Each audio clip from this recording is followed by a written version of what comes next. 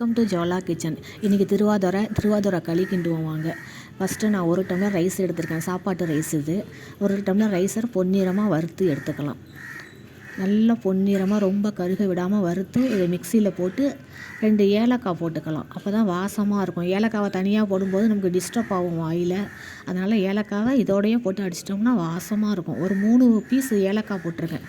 போட்டு இதோட சேர்த்து அடிச்சிக்கலாம். மாவு ரெடி ஆகிட்டு ரொம்ப கொரகொரப்பாக இல்லாமல் ரொம்ப மாவாகவும் இல்லாமல் திட்டமாக அரைச்சிக்கணும். இப்போ முந்திரி போட்டிருக்கேன். அதை நெய்யில் நல்லா பொன்னிறமாக வறுத்துக்கலாம். முந்திரியை அள்ளின பிறகு அந்த நெய் மிச்சம் இருக்குல்ல, அதில் தேங்காய் துருவி வச்சுருக்கேன்.